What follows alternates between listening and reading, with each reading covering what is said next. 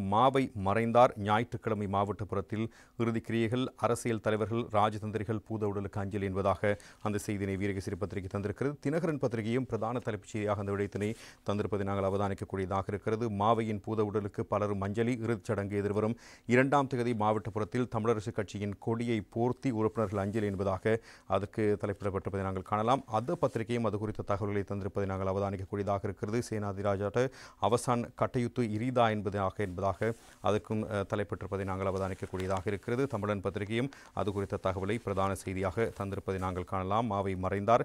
தமிழரசினுடைய மூத்த தலைவர் சேனராஜனுடைய பூத உடலுக்கு மக்கள் கண்ணீர் அஞ்சலி. ஞாயிறன்று மாவட்டப்புறத்தில் இறுதிக்கிரியை என்பதாக அதனை அடையாளப்படுத்தியிருப்பதை நாங்கள் அவதானிக்கக்கூடியதாக இருக்கிறது. தமிழினத்தின் விடுதலைக்காக அகிம்சை வழியில் இன்று வரை அயராது போராடிய இலங்கை தமிழரசுக் கட்சியினுடைய மூத்த தலைவர் மாவை சேனாதிராஜா 82வது வயதில் நேற்று முன்தினம் இரவு காலமானார் என்ற செய்தியை ஆழ்ந்த கவலையுடன் அறிவித் தருகிறோம். தமிழரசுக் கட்சியினுடைய முன்னாள் தலைவரும் முன்னாள் பாராளுமன்ற உறுப்பினருமான அக்கட்சியின் அரசியல் குழு தலைவருமான மாவை சேனாதிராஜா யாழ்ப்பாணம் போதனா வைத்தியசாலையில் அதிதீவிர சிகிச்சை பிரிவில் ஆபத்தான நிலையில் சிகிச்சை பெற்று வந்த நிலையில் நேற்று முன்தினம் இரவு 10 மணியளவில் காலமானார். கடந்த செவ்வாய்க்கிழமை அதிகாலை வீட்டில் தவறி தலை அடிப்பட வீழ்ந்த மாவை சேனாதிராஜா தெல்லிப்பளை ஆதார வைத்தியசாலையிலிருந்து மேலதிக சிகிச்சைக்காக யாழ்ப்பாணம் போதனா வைத்தியசாலைக்கு அனுப்பி வைக்கப்பட்டிருந்தார். சிடி ஸ்கேன் பரிசோதனையில் அவருடைய தலையில் கணிசமான அளவில் இரத்தப்பெருக்கு இருப்பதை வைத்திய நிபுணர்கள் கண்டறிந்தார்கள். அவருக்கு மூளையில் ஏற்பட்ட இரத்த கசிவு காரணமாக ஆபத்தான நிலையில் செயற்கை சுவாச உதவியுடன் சிகிச்சை பெற்று வந்திருந்தார். இந்த நிலையில் நேற்று முன்தினம் இரவு அவர் சிகிச்சை பலனின்றி காலமானார் என்று யாழ் போதனா வைத்தியசாலையினுடைய பணிப்பாளர் சத்தியமூர்த்தி தெரிவித்திருக்கிறார். அன்னாருடைய மறைவுக்கு அரசியல் தலைவர்கள் பலரும் இரங்கல் தெரிவித்து வருகின்றார்கள். மறைந்த மாவை சேனாதிராஜாவுடைய இறுதிக்கிரியை நிகழ்வு நாளை மறுதினம் ஞாயிற்றுக்கிழமை பிற்பகல் 3 மணிக்கு யாழ் மாவட்டப்புறத்தில் உள்ள அன்னாரின் இல்லத்தில் இடம்பெறும் என அறிவிக்கப்பட்டிருப்பதான தகவலாக அது வெளிப்படுத்தப்பட்டிருப்பதை நாங்கள் அவதானிக்கக்கூடியதாக இருக்கிறது. தினக்குரல் பத்திரிகையின் முதற் பக்கத்திலும் அது குறித்த ஒரு தகவல் வெளியாக இருப்பதை நாங்கள் காணலாம். மூத்த தலைவர் மாவைக்கு ஜனாதிபதி அனுர அஞ்சலி என்பதாக அதற்கு தலைப்பிடப்பட்டிருப்பதை அவதானிக்கக்கூடியதாக இருக்கிறது. இலங்கை தமிழரசுக் கட்சியினுடைய மூத்த தலைவர் மாவை சேனாதிராஜாவினுடைய பூத உடலுக்கு ஜனாதிபதி அனுரகுமார் திசாநாயக்க அஞ்சலி செலுத்த உள்ளதாகவே அந்த விடயம் சுட்டிக்காட்டுகிறது. இலங்கை தமிழரசுக் கட்சியினுடைய மூத்த தலைவர் மாவை சேனாதிராஜனுடைய இந்த மரணம் குறித்து அவர் தன்னுடைய ஆழ்ந்த கவலையை வெளியிட்டிருக்கிறார். அதிதீவிர சிகிச்சை பிரிவில் அவர் அனுமதிக்கப்பட்ட நிலையில் வகையான மரணம் சம்பவித்திருக்கிறது.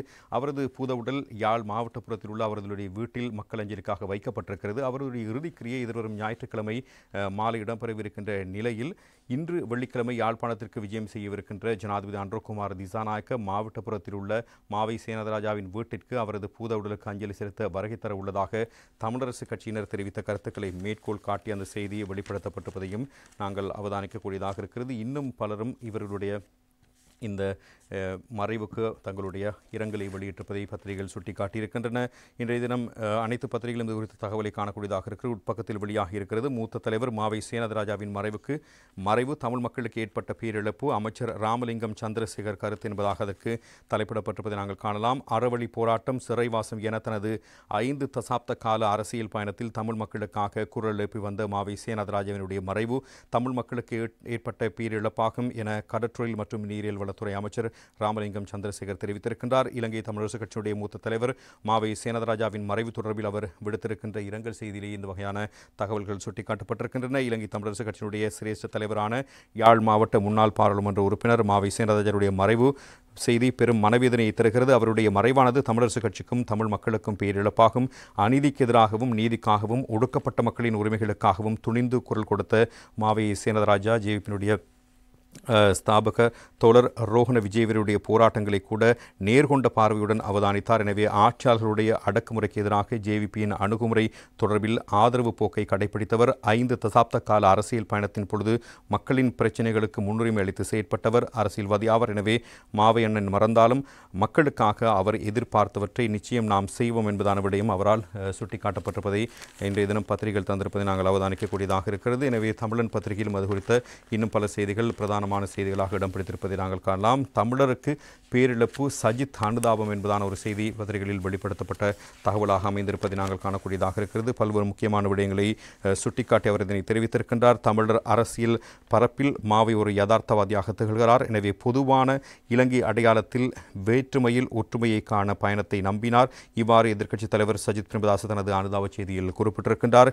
இலங்கை தமிழரசுக் கட்சியினுடைய மறைந்த மூத்த தலைவர் மாவை சேனாதிராஜா தனது 5 தசாப்த கால அரசியல் வாழ்க்கை வாழ்க்கையில் அறவழி போராட்டம், சிறைவாசம் என தமிழ் மக்களின் உரிமைகளுக்காக குரல் எழுப்பி வந்தவர். அவருடைய மறைவானது தமிழ் மக்களுக்கு பேரிழப்பாகும்.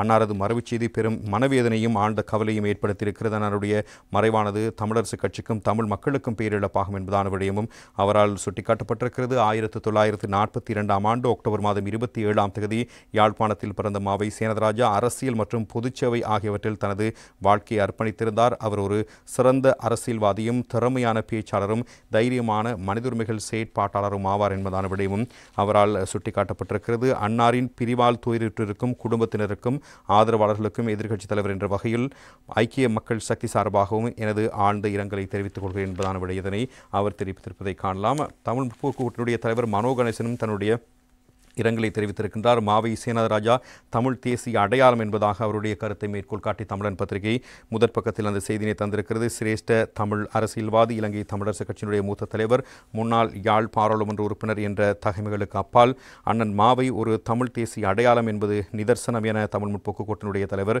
மனோ கணேசன் தெரிவித்திருக்கிறார். தமிழரசு கட்சியுடைய முன்னாள் தலைவர் மாவை சேனதராஜாவினுடைய மறைவு தொடர்பில் மனோ கணேசன் விடுத்திருக்கின்ற இரங்கல் செய்தியிலேயே இந்த விடயங்கள் சுட்டிக்காட்டப்பட்டுள்ளதான விடயங்களை நாங்கள் அவதானிக்கக்கூடியதாக இருக்கிறது. பல்வேறு முக்கியமான விடயங்களை சுட்டிக்காட்டியிருக்கிறார். பல உணர்வுமிக்க தரிப்பிடங்களையும் கடவுகளையும் தமிழ் தேசிய அரசியல் தலைவர்களுடன் நான் கடந்து வந்திருக்கிறேன். இதிலேயே அண்ணன் மாவையுடன் மிக நீண்ட காலமாக பயணித்தும் இருக்கிறேன். இந்த சோகத்தில் தமிழ் முற்போக்கு கூட்டணியாக நாம் பங்கு கொள்கிறோம். எங்கள் அனுதாபங்களை அவரை இழந்து வாடும் அதுபோல அவரது குடும்ப அங்கத்தவர்களுக்கும் அவரது கட்சிக்கும் மக்களுக்கும் தெரிவித்துக் கொள்கிறோம் என்பதான விடயம் அவரால் சுட்டிக்காட்டப்பட்டிருப்பதையும் இன்றைய தினம் பத்திரிகைகள் பிரதானமாக தந்திருப்பதை அவதானிக்கக்கூடியதாக இருக்கிறது.